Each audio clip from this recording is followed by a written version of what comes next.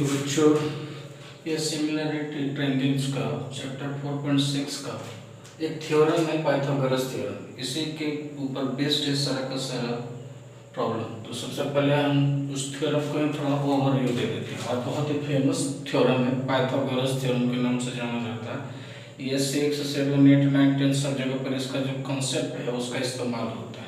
इसलिए इसको कैसे प्रूफ किया जाता है ये जानकारी होना चाहिए, क्योंकि अगर इस तरह से अगर प्रूफ करने का तरीका जानकारी रहता है तो इसके बाद इसी के आधार पर, इसी के कंसेप्ट को इस्तेमाल करके हम लोग बाकी सारे प्रॉब्लम को बनाएंगे। इसलिए एक बार देख लीजिए, बोल रहा है थ्योरम भी बोल रहा है, इसका दूसरा नाम पाइथागोरस थ्योरम भी है। इन राइट एंगल ट्रायंगल, कोई राइट एंगल ट्रायंगल होता है, the square of the hypotenuse is equal to the sum of the square of other two side. कहता है हाइपोटेनस का स्क्वायर जो होता है वो सम ऑफ द बाकी जो दो साइड्स होते हैं, अदर टू साइड, उसके स्क्वायर के सम के बराबर होता है। मतलब अगर ये राइट एंगल ट्रायंगल एबीसी है तो इसका एसी जो है हाइपोटेनस है, क्योंकि 90 डिग्री का साइड जो होता है, 90 डिग्री का अपोजिट साइड होता है, हाइपोटेनस होता है। यानी AC square is equal to AB square जो बीसी स्क्वायर, यही लाना है। थ्योरम में एक खास बात ये रहता है कि वो एक केवल लाइन लिखता है, बाकी एक दो पेज जो बनता है उस लाइन के ऊपर बनता है, इसलिए उस लाइन का मतलब और मीनिंग समझना बहुत जरूरी होता है हर जगह पर। तो जल्दी देखिए इसमें हम कैसे प्रूव करते हैं कि इसका जो एसी स्क्वायर होगा वो AB square plus BC square के बराबर होगा। इसके लिए सबसे पहले एक इमेजिन कीजिए, अपने से खुद से एक ट्रायंगल बना लीजिए, क्योंकि इसमें फिगर में तो कुछ कहता नहीं है, तो अपनी मर्जी से राइट एंगल ट्रायंगल बनाते हैं। तो हम एक गिवन कर देते हैं कि एबीसी एक राइट एंगल ट्रायंगल है जो बी पर 90 डिग्री है। हमको इसमें प्रूव करना है कि AC square is equal to AB square जो बीसी स्क्वायर, ये लाना है। देखिए अब इसमें क्या करना है कि कंस्ट्रक्शन कर देते हैं। कंस्ट्रक्शन ड्रॉ करते हैं क्या, ये बी से यहाँ 90 डिग्री बना उसी से अपोजिट हाइपोटेनस पर एक परपेंडिकुलर ड्रॉ करते हैं बीडी। तो यही लिखे हैं कंस्ट्रक्शन में, draw BD perpendicular on AC. अब इस तरह से हमको करना क्या, ओवरव्यू में देखिए पूरा रफ लिखा हुआ क्या। तो आप क्या कीजिए कि ए बी डी एक ट्रायंगल हो गया और एक बड़ा ट्रायंगल ए बी सी, ये दोनों को सिमिलर करके इसका जो कॉरस्पॉन्डिंग साइड होगा उसको रेशियो लिख देना है। उसके बाद फिर इस ट्रायंगल को लेंगे बी डी सी और बड़ा वाला ट्रायंगल ए बी सी को लेंगे, उसका भी कॉरस्पॉन्डिंग साइड आएगा, उसका रेशियो लिख देंगे, उसका इक्वेशन बना देंगे। तो देखिएगा एक साइड में स्क्वायर आ जाएगा, बस उसको फर्स्ट इक्वेशन और सेकंड इक्वेशन पे जोड़ दीजिएगा, अपने आप आ जाएगा, कुछ भी नहीं कीजिएगा। यही इसका कॉन्सेप्ट है, देख लीजिए भी पता चल जाएगा। ये ट्रायंगल ए बी डी, देखिए A B D and triangle A B C, A B C, इसको सिमिलर करने के लिए आपको दो बात कम से कम चाहिए, ज़्यादा से ज़्यादा 3 बात। तो सबसे पहले ये एंगल दोनों में कॉमन है, लिख दी। उसके बाद ये इधर 90 डिग्री और ये इधर 90 डिग्री। जो ट्रायंगल हम पहले लिए हैं उसके कंसेप्ट कंडीशन को पहले लिखिएगा, जो बाद में ट्रायंगल लिए हैं उसके कंडीशन को बाद में लिखिएगा। 90 डिग्री तो दो बात हो गया, ये दोनों बात मैच कर गया, तो ये ट्रायंगल दोनों मेरा क्या हो गया, सिमिलर हो गया। यहाँ ऐसे नहीं लिखिएगा नहीं तो कॉन्ग्रुएंसी हो जाएगी, ये सिमिलर ट्रायंगल हो गया। सिमिलर ट्रायंगल हो जाता है कॉरस्पॉन्डिंग साइड का जो रेशियो होता है वो इक्वल होता है।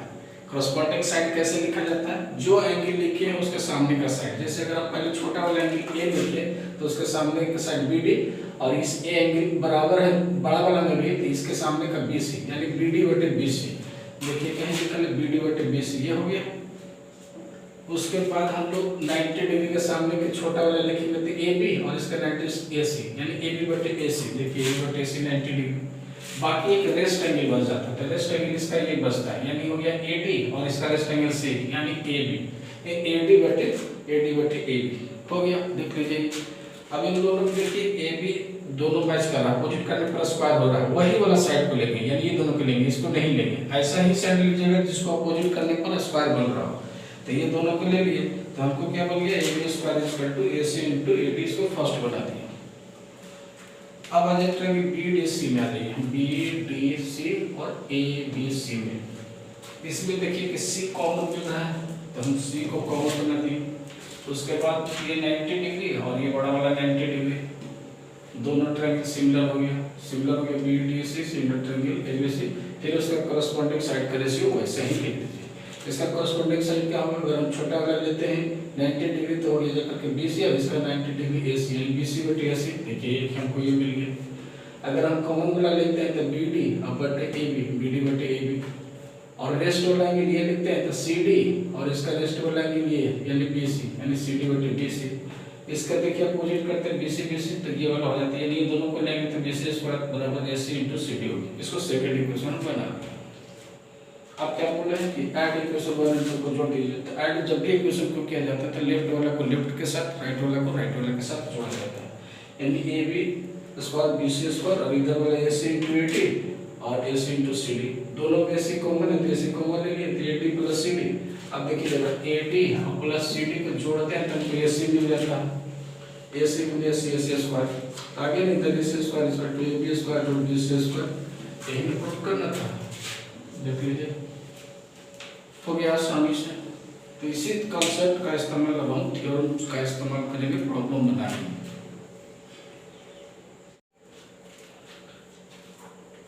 इसका प्रॉब्लम्स देखिए, एक्सरसाइज बोला गया था कि एक्सरसाइज 4.7 का ये है।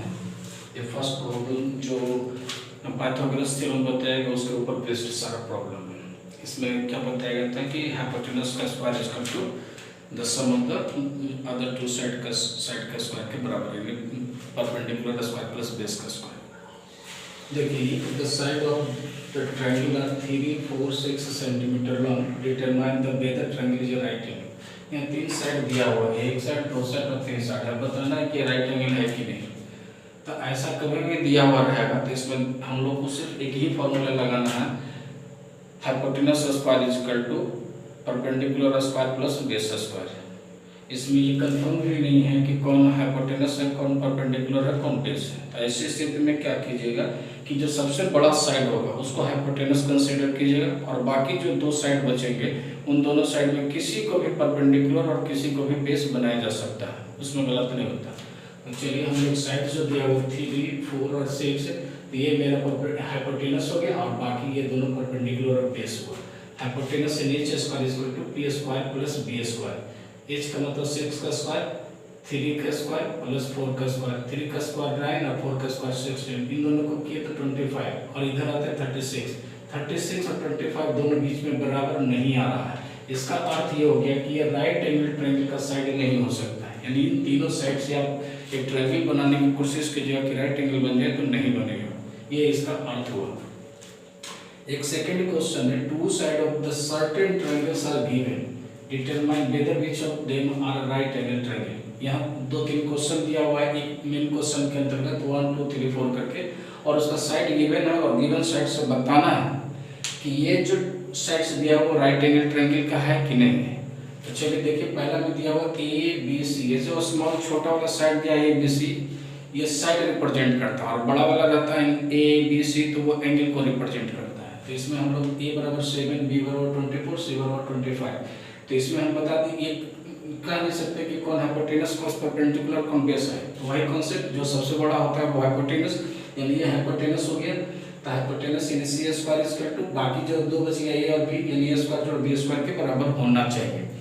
तो चलिए C का 25 और इधर 7 और 24, 25 को करेंगे तो 6, 2, 5 और 7 का 49 और इसका 5, 7, 6, इन दोनों को अगर ऐड करते तो 625, इधर भी 625, इधर भी 625। इसका मतलब ये राइट एंगल ट्रायंगल हुआ, क्योंकि इसका हाइपोटेनस का स्क्वायर बराबर आ गया परपेंडिकुलर प्लस बेस का स्क्वायर के, इसीलिए हो गया। सेकंड में है A बराबर 9, B बराबर 16 और C बराबर 18। तो इसमें देखिए C ज़्यादा है, 18 है, तो C स्क्वायर बराबर निकलेगा A स्क्वायर जोड़ B स्क्वायर। 18 का स्क्वायर बराबर 9 का स्क्वायर प्लस 16 का स्क्वायर, 9 का स्क्वायर करेंगे तो 81 और 16 का 256 और इधर 324। दोनों को ऐड करते हैं तो एक तरफ 324 आता है, इधर 337 आता है, जो कि दोनों बराबर नहीं है। बराबर नहीं है, इसका अर्थ यह होगा कि राइट एंगल ट्रायंगल नहीं होगा। थर्ड क्वेश्चन दे रहा है, A बराबर 1.6 centimetre, B is equal to 3.8 and C is equal to 4।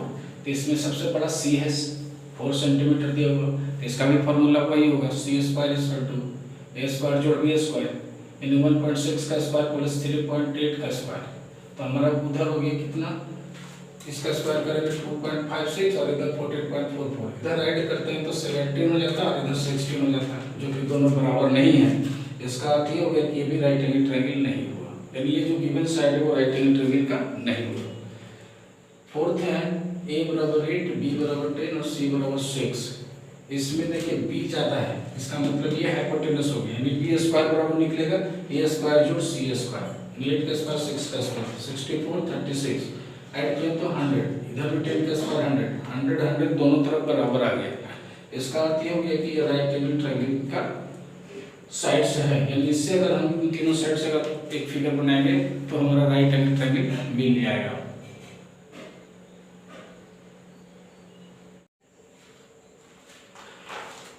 Question number 3, 4 and 5 देखा होगा। देखिए इसमें थर्ड बोल रहा है कि a man goes 15 metre due to west and 8 metre due to north, how far is he from starting point. इसमें अगर डायरेक्शन दिया होगा तो एक जरा सा मैप बना दीजिए, ग्राफ टाइप का, एक वर्टिकल लाइन एक हॉरिजॉन्टल लाइन कट कर देते हैं तो ऊपर नॉर्थ होता है, नीचे साउथ होता है, इधर जो राइट साइड में होता है ईस्ट होता है और लेफ्ट साइड में जो होता है वेस्ट होता है। अभी जैसे जैसे कह रहा है वैसे वैसे करिए। एक आदमी करता है 15 मीटर जाता है वेस्ट, तो हम स्टार्टिंग पॉइंट देखिए यहाँ से शुरू किया, 15 मीटर गया, इधर देखिए 15 मीटर आ गया, फिर यहाँ पर पहुँचने के बाद चला जाता है 8 मीटर नॉर्थ में, यानी यहाँ से नॉर्थ ऊपर की तरफ है तो देखिए नॉर्थ की तरफ चला गया, यहाँ चला गया, तब कहते हैं यहाँ से चला था ऐसे और यहाँ पहुँच गया, तो कहता है जब पहुँचा और स्टार्टिंग पॉइंट इन दोनों के बीच का दूरी निकालना, यानी हम इसको मिला दिए तो मिला दिए कि एक राइट एंगल ट्रायंगल का काम कर गया, यही दूरी h हमको निकालना है। तो देखिए final distance from starting point जो है यानी जो निकल के आएगा वो h square equal to right angle triangle जब भी मुड़ता है टर्न करेगा ग्राफ बनाएगा तो वो दोनों एक दूसरे के क्रॉसिंग पॉइंट जो है 90 डिग्री होगा, जब तक ये गिवन नहीं होगी इतना एंगल है इतना एंगल है तो h square equal to b square plus a square, यानी इसका जो है हम लोगों का ये b हो गया, ये a हो गया, ये जो भी साइड देना है दे सकते हैं, दोनों में से परपेंडिकुलर बेस होगा, यानी 15 का स्क्वायर प्लस 8 का स्क्वायर इन 2 to 5 प्लस 64, इसको अगर किए तो 289 हो गया, h को हटाएंगे तो रूट चढ़ जाएगा 289 यानी 17 मीटर, यानी ये स्टार्टिंग पॉइंट से लेकर के इसका जो दूरी हो गया वो मेरा 17 मीटर हो गया। अगर इस तरह का रहेगा तो ये थोड़ा सा साइड में ऐसे ग्राफ बना दीजिएगा।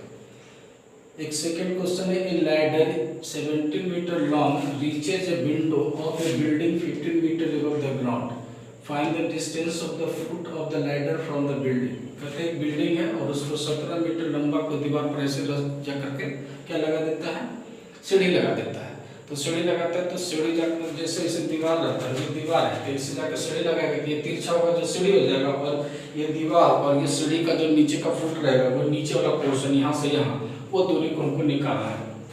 तो देखिए ये दीवार है और ये सीढ़ी लगा दिया गया है, तो ये दीवार का नीचे का पोर्शन हो गया और ये सीढ़ी का नीचे का पोर्शन हो गया, तो ये दोनों से जो बीच का दूरी है जिसको फुट डिस्टेंस बोल रहे हैं वही दूरी को हमको निकालना है। यानी अगर हम इसको नेमिंग कर देते हैं ए बी सी, ये हमको B C square equal to A B square minus A C square, क्योंकि बेस रहता है, हम जानते हैं कि हाइपोटेनस में रहता है तो प्लस होता है, बाकी ये दोनों इधर उधर होगा तो माइनस हो जाएगा, यानी A B square minus A C square, यानी 17 का स्क्वायर माइनस 15 का स्क्वायर, 17 का स्क्वायर के अंदर 289 माइनस 225 यानी 64, इस तरह से बी सी का वैल्यू √64 यानी 8, इस तरह से बी सी यानी जो फुट डिस्टेंस होगा सीढ़ी से और बिल्डिंग का जमीन पर वो 8 मीटर दूरी पर रहेगा, अगर ऐसा सीढ़ी ऐसा कंडीशन ऐसा बिल्डिंग रहा तो।